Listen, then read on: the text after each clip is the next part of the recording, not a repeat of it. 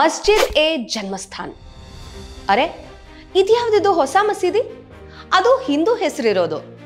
ಅಚ್ಚರಿ ಆಗ್ತಿದೆ ಅಲ್ವಾ? ವಿಷಯ ತಿಳಿದಾಗ ನಮಗೂ ಅಚ್ಚರಿ ಆಗಿತ್ತು, ನಗುನೂ ಬಂದಿತ್ತು. ಯಾಕೆ ಅಂದ್ರ ವಿಷಯನೇ ಆಗಿದೆ, ಹೇಳ್ತೀನಿ ಬನ್ನಿ. ಹೆಸರು ಕೇಳಿದ ಕೂಡಲೇ ಅನುಮಾನದ ಕಿಡಿ ಹೊತ್ಸೋ ಹೆಸರು ಮಸ್ಜಿದ್ ಎ ಜನ್ಮಸ್ಥಾನ್. ಯಾಕಂದ್ರೆ ಅದು ಮಸೀದಿ ಆದ್ರೂ ನಾಮಧೇಯ ಮಾತ್ರ ಅಪ್ಪಟ ಹಿಂದಿಯಲ್ಲಿ ಜನ್ಮಸ್ಥಾನ್ ಅಂತ ಇರೋದು. ಇದು ಮತ್ತಿನ್ಯಾವುದೋ ಮಸೀದಿಯಲ್ಲ, 16ನೇ ಶತಮಾನದಲ್ಲಿ ಬಾಬರ್ ಕಟ್ಟಿಸಿದ ಮಸೀದಿ.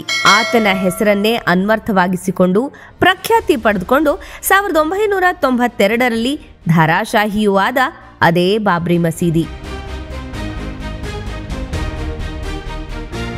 500 ವರ್ಷಗಳಿಂದಲೂ ಇದು ನಮ್ಮ ಶ್ರದ್ಧಾ ಕೇಂದ್ರ ಅಂತ ಹಿಂದೂ ಸಮುದಾಯ ಪ್ರತಿಪಾದಿಸುತ್ತಲೇ ಬಂದಿದೆ. ಯಾಕಂದ್ರೆ ಆ ಜಾಗದಲ್ಲೊಂದು ಮಸೀದಿ ನಿರ್ಮಾಣವಾಗೋ ಮುಂಚೆನೆ ಹಿಂದೂಗಳ ಅತ್ಯಂತ ಪೂಜನೀಯವಾದ ಮರ್ಯಾದಾ ಪುರುಷೋತ್ತಮ ಶ್ರೀರಾಮ ಹುಟ್ಟಿದ ಸ್ಥಳದ ಗುರುತಾಗಿ ದೇವಾಲಯ ಇತ್ತು. ಶತಮಾನಗಳಿಂದಲೂ ಒಬ್ಬರ ನಂತರ ಮತ್ತೊಬ್ಬರು ಅದನ್ನ ನೋಡಿಕೊಳ್ಳುತ್ತಲೇ ಬಂದ್ರು. ಅದಕ್ಕೆ ತಕ್ಕ ಪುರಾವೆಗಳು ಕೂಡ ಸಿಕ್ಕಿದ್ದು ಭಾರತೀಯ ಪುರಾತತ್ವ ಇಲಾಖೆಯ ಸತತ ಪ್ರಯತ್ನದಿಂದಾಗಿ. ಇವೆಲ್ಲದರ ಮಧ್ಯೆ ಬ್ರಿಟಿಷರ ಕಾಲದಲ್ಲಿ ಸ್ವಾರಸ್ಯಕರ ರೀತಿಯಲ್ಲಿ ಘಟನೆಯೊಂದು ನಡೆಯುತ್ತೆ. ಅಂದಿನ ಫೈಜಾಬಾದ್ ಜಿಲ್ಲಾ ನ್ಯಾಯಾಲಯದಲ್ಲಿ ವಿಚಾರಣೆಗೆ ಬರುವಂತಹ ಮೊದಲ ಪ್ರಕರಣ ಅದು. ಅವಧ್ ಪ್ರಾಂತ್ಯದ ಠಾಣೆದಾರ ದಾಖಲಿಸಿದ ಎಫ್ಐಆರ್ ಪ್ರಕಾರ ನಿಹಂಗ್ ಸಿಖ್ ಸಮುದಾಯದ 25 ಮಂದಿ ಬಾಬ್ರಿ ಮಸೀದಿಗೆ ನುಗ್ಗಿ ಹೋಮ ಹವನಗಳನ್ನ ನಡೆಸ್ತಾರೆ. ಸಾಲದೆಂಬಂತೆ ಮಸೀದಿಯ ಗೋಡೆಗಳ ಮೇಲೆ ರಾಮ ರಾಮ ಅಂತಲೂ ಬರೆದಿದ್ದಾರೆ ಅಂತ ಆ ಠಾಣೆದಾರ ನಮೂದಿಸುತ್ತಾರೆ.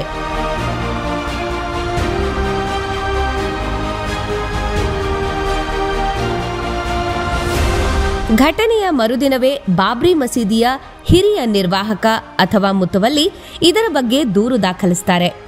ನಡೆದಿದ್ದರ ಬಗ್ಗೆ ಸವಿವರವಾಗಿ ಬರೆದು ಕಡೆಯಲ್ಲಿ ದೂರು ಕೊಟ್ಟವರು ಮಸೀದಿಯ ಮುತವಲ್ಲಿ ಮಸ್ಜಿದ್ ಎ ಜನ್ಮಸ್ಥಾನ್ ಅಂತ ಸಹಿಯನ್ನು ಮಾಡಿಬಿಡ್ತಾರೆ. ಇಷ್ಟೇ ಸಾಕಲ್ವೇ ಇದು ಮಸೀದಿಯಲ್ಲ, ದೇವಾಲಯವಿದ್ದ ಜಾಗ ಅಂತ ಹೇಳೋಕೆ? ಒಟ್ನಲ್ಲಿ ಇದು ನಮ್ಮದಲ್ಲ, ನಿಮ್ಮದೇ ಜಾಗ, ಹೆಸರು ನಿಮ್ಮದೇ ಅಂತ ಮುಸಲ್ಮಾನರು ತಮಗೇ ತಿಳಿಯದೆ ಗುಟ್ಟು ಬಿಟ್ಟುಕೊಟ್ಟ ರೋಚಕ ಘಟನೆ ಇದು.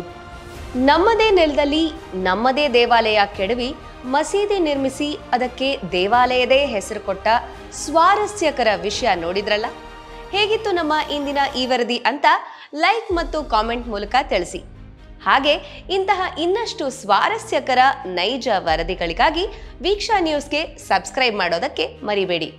ಹಾಗೆ ಇನ್ಸ್ಟಾಗ್ರಾಮ್, ಫೇಸ್ಬುಕ್ನಲ್ಲೂ ಕೂಡ ನಮ್ಮ ಪ್ರೆಸೆನ್ಸ್ ಇದೆ. ನೋಡ್ತಾ ಇರಿ ವೀಕ್ಷಾ ನ್ಯೂಸ್.